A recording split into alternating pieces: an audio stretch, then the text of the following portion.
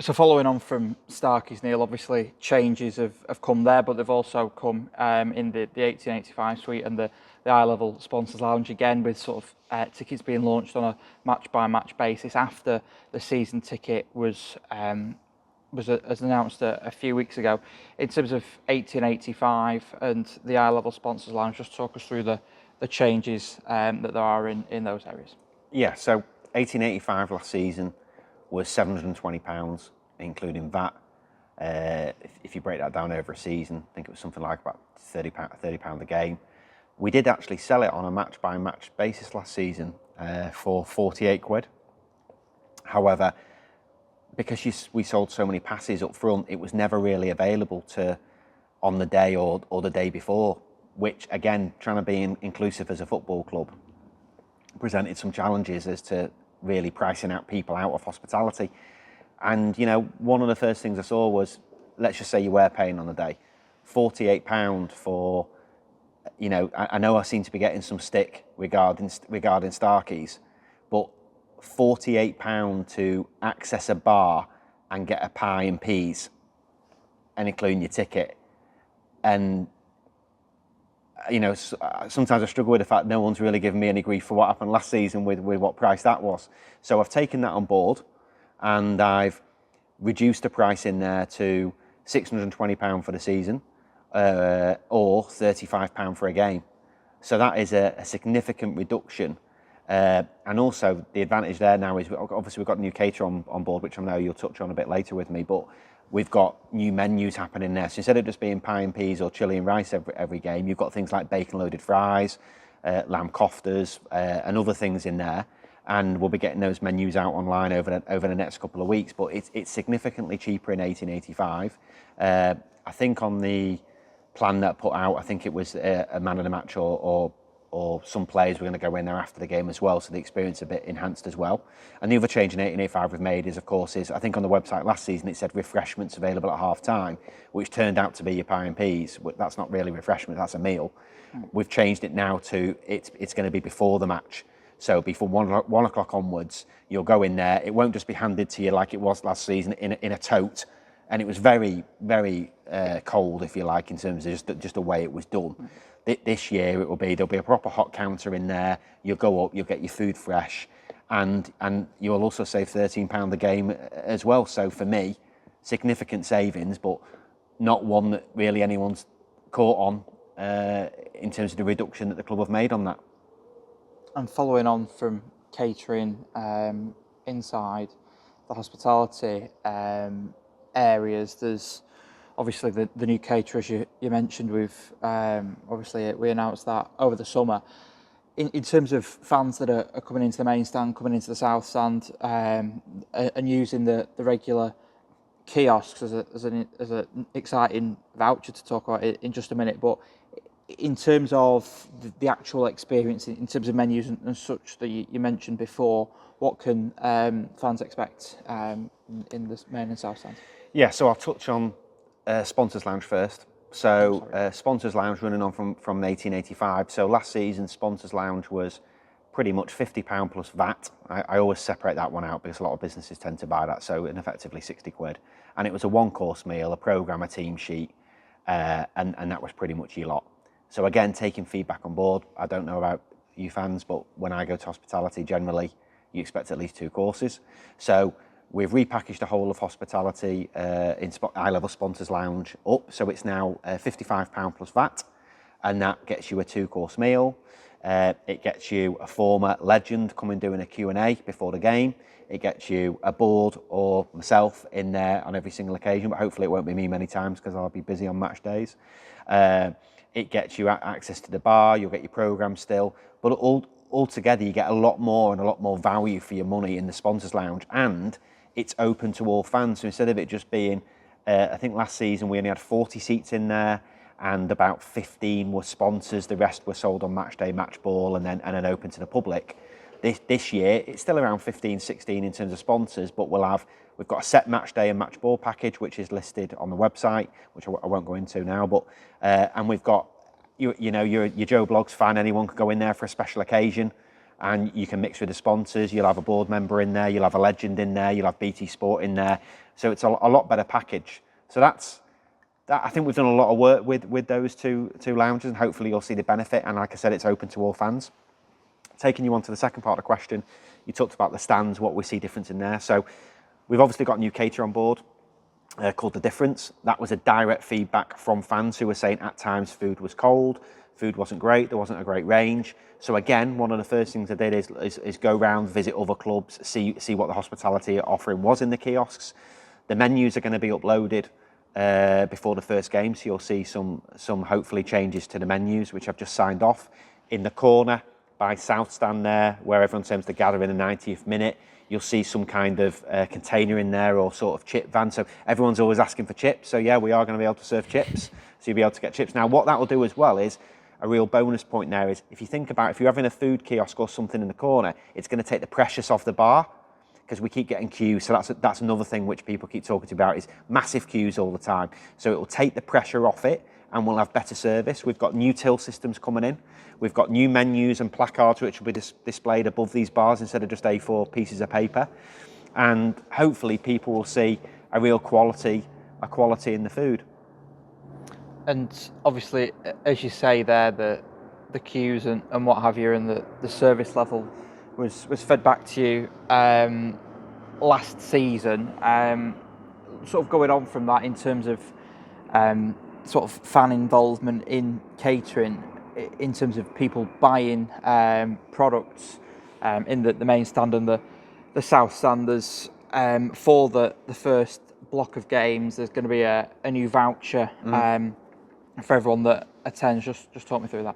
Yeah, so listen, I don't know if anyone follows, likes of Footy Scran on Twitter, etc. But there's some great food out there. But what you have to imagine is, I think I went to visit Nantwich one game last season, and there was about 100 crowd, and they did some really local, what I called homemade food. And ultimately, we'd love to do that, but obviously we're not getting crowds of 100, so you have to commercialise your product, which is why we've gone with a commercialised caterer. But going back to your point about the voucher, so I think a number of weeks ago we put a post out there or an update saying there'll be a £2 voucher off for first game of the season. Now, we've had to slightly alter that because ultimately what I don't want happening is 3,000 people hitting a kiosk all at once, because straight away people are then going to say there's queues. I also don't want a lot of wasted food on that first day, so I've had to really think about how we make this work. So what's going to happen is, any season ticket holder who comes to collect their season card, they will get a voucher at the time of collecting their card, and it will say £2 voucher to be used off a hot food deal, and that can be used any time in September. So at any home game in September, a season card, and what that hopefully should do is spread the load.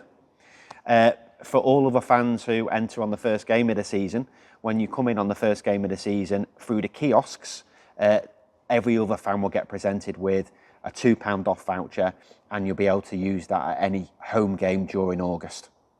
So hopefully fans are able to understand why I've done that, because the last thing I want to do is create queues and have a lot of waste, which ultimately the club will have to bear the cost. So that I've just had to walk that through with the caterer, but hopefully everyone understands my thinking around that. So as you've said, Neil, sort of throughout in terms of commercial opportunities for the football club, fans that will be coming in this week, let's make no bones about it, we'll see gaps in the advertising boards here, and obviously there's been a lot of comments and what have you made online in terms of various different sponsors pulling out and different figures being bandied about in terms of what the club has lost in commercial revenue. But just give me an update on where the club is at in terms of sponsor boards. We can sort of see a lot sort of towards between the Manchester Road end round towards the south stand, but sort of as soon as you get towards the cemetery end, you're a bit more see a few more gaps. Yeah. I mean, just talk us through essentially why that is and where the club is at in terms of advertising boards and essentially what you're going to do to make sure that every single space is filled. Yeah, I'll retouch on a bit of what I mentioned at the fans forum, just because I appreciate not all fans would have gone to that forum. So last season we had something between 82 and 100 different commercial partners. that was a range of advertising boards, roof banners, banners on the outside of the stadium, which brought in a certain amount of revenue. I also said at the fans forum that you can't, when you only have one member of staff, which is me, and a stadium manager, assistant manager, you can't engage and communicate with sponsors as much as you would like on an ongoing basis. So it's important that football's now going through a cycle of going from what we call sponsorship to partnership. So currently, behind the scenes, we are working on a partnership programme, moving into the sort of 2025, 26 season. So watch out for more details on that as the season goes on. But in terms of short term, we currently, there's some more boards due to be delivered tomorrow, so they'll be here and up already before Thursday. We currently have one board space in Manchester Road End, and we have 6 or 7 boards left in the South Stand. That's all we've got left. In terms of, you're quite right to pull out the fact that the semi-end is looking blank. So as I said at the fans forum, the semi-end is currently being sold as one whole stand sponsorship opportunity. And we're currently in discussion with 3 or 4 partners over that at the moment. So it might not be ready for the start of the season. However, it's where you finish, not where you start, to coin a phrase. So I did commit to the fans at the fans forum that we will bring in more sponsorship revenue than last season, and I'm currently confident that is still the case. We've not got far to go, and once we fill those areas, we'll be ahead of last season. Cool. So something else that's new at the football club this season is the Legends Wall. Obviously, fans have had the opportunity to sponsor a legend. The sales for that are going well. There's obviously opportunities as well to sponsor a history panel as well with the Legends Wall. Just talk us through that, and in terms of what fans will be able to see from that, and again, essentially another bit of commercial revenue. Yeah, hopefully fans have seen the opportunity to sponsor a legend. I want to thank the media department for obviously helping out with that. And that was basically the wall behind Manchester Road End. You've got about 59, 60 panels off memory, and we're allowing fans to sponsor a legend, which it was voted for, and there was a lot of, I think there were over 200 ideas came in for which legends we should have on there. I think 40 or 42 have gone up for sponsoring. 32 went within about 72 hours. There's not many left on there, priced at £70. And we've got the history panels now. Although you don't get the detail on what a history panel is, it's about 15 panels which are being written currently, and it will talk you through the history of Bury FC, and then that will be intertwined with some of the legends, and they're at a much cheaper rate. I think they're £40 or £45, and that's because effectively you're not getting to pick a legend, you're picking your history.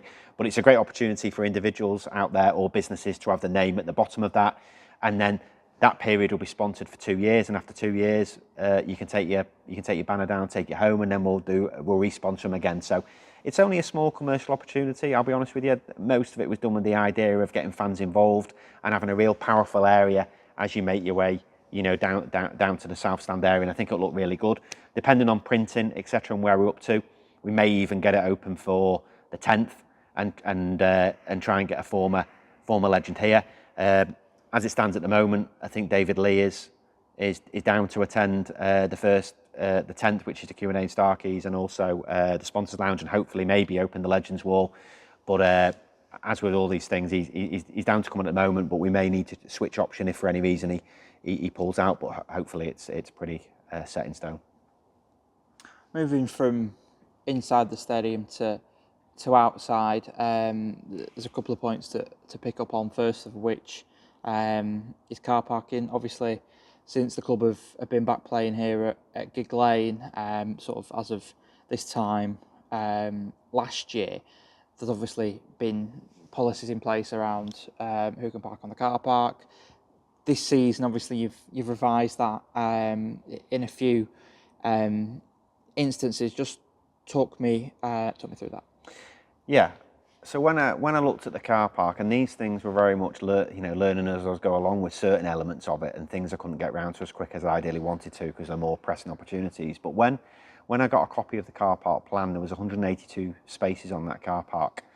Now, when you then looked at the detail of who's got those spaces, some 1885 people had a space, some didn't, but they were paying the same price. So again, from an inclusivity point of view, that's not really fair. We had numerous spaces given to blue badge holders and disabled, but those were probably I deemed at an excessive level that no other club would have. If you go to most clubs, you'll have 2 or 3 disabled spaces or blue badge. On the actual car park plan itself, there's actually only, I think it's either 2 or 4 disabled badge spaces. And then you obviously had your players and your management and your board members, etc., who came in and had a space as well. But if you think about the size of that space, 182, that's a hell of a lot of spaces. And if we go to, I think I went to Cheadle last year, and I couldn't park in the car park myself. So I think there's that piece of the tier that we're operating at, which is tier 9. But even if you go to a League 2 car park, you don't have 182 spaces, and if you do, they charge for the car park. So we have to have a realisation of ultimately if we want to climb the leagues that we want to, and fans keep talking to me about sponsorship revenue and are we at the levels we're at? Well, there's another revenue opportunity which we couldn't afford to overlook. So what I've done is I've looked at it and said, okay, we've got 30 blue badge or disabled spaces, which is still massively more than any other club I've got. We've allowed 55 spaces to players, management, physios, etc., and people that need it. And then the other 100 spaces will be charged on a case-by-case basis. When you arrive at the stadium, it will be £5. Please have the right money. We won't take card on the day. So in order to make sure it's a slick system, if you do want a car parking space, arrive in plenty of time, and it'll be £5 on the gate. The other thing to consider with all of this was the management of that space. So we had a volunteer or 2 volunteers who were just having to sit in there constantly taking registration numbers, changing that list on an every game-by-game basis. There was no actual pass given out. It became a really heavy task to the point that the person who was doing the car park has said, listen, I can't do it anymore because there's just too much admin involved.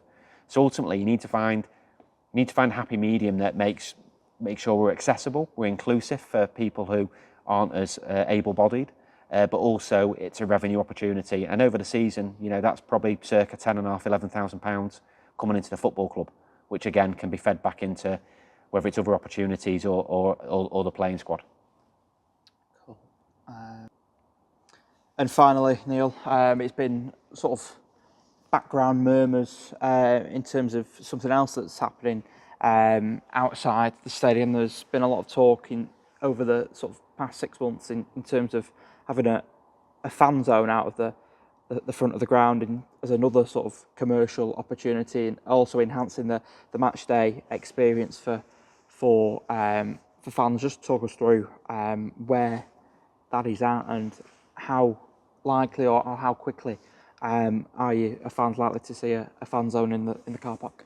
Yeah, so I guess that's the final piece to the hospitality jigsaw, if you like, in terms of, I've touched on a few times in the video about being inclusive to all and offering something for everyone, which you'll find most clubs do have.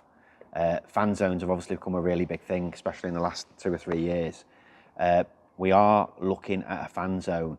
There's quite a bit of red tape to jump through to get it up and running. So rather than seem like I'm blanking you, just to try and give you a few examples within that. So you've got, first of all, licensing. So we're obviously licensed from an alcohol point of view for certain areas that potentially will need extender in, and also ring fencing. You've then also got building regulations. So if you have something in place for, I think it's longer than 28 days, it's classed as a fixed structure. So you have to have certain permissions to have that. You obviously need to serve food in there in an ideal world. Our new caterer though has committed, if we want to put in a container there, so that the food's not really the option, but obviously doing that through the caterer, we don't take as much margin or revenue from it. So we want to be able to put food in there, which will obviously take a lower margin, but we want to be able to serve our own booze. We've got the kegs and we've already mapped that out, how that will look. But again, some of the things that people might not think of, you still need emergency access, so you can make sure you get fire engines through the area, etc. And then you've got to start thinking about, I think last season at some point before my time, we had some kind of canopy that was up, which the council, by all charges, made us take down. And that was because the one that was up didn't satisfy regulations, so in terms of the material itself. So there's quite a lot of boxes to tick off. But the main thing has been that in order to do that, unfortunately, with other matters, it slipped down the list a bit. So the main priority in terms of works around here was getting the main stand open. So I guess within that sector that you're talking about, the final thing I want to touch on is we've got the green light, and we've got the main stand fully operational, and that's an absolute testament to the work that Ben and Stuart and the volunteers have done at the stadium. They've done a fantastic work here. Getting this open is no mean feat. We've just got the sign off on it today, so that's great news for us. But hopefully the fan zone, yeah, it's a work in progress. I don't want to put a time scale on it, but what I would say is, going back to the Starkeys point again, the revenues we're getting from these areas, these extra opportunities, allows us to invest in a fan zone that is free of charge, that everyone can enter. And I think that's really important to say. So ultimately, you'll have 4 areas. You'll have a free fan zone.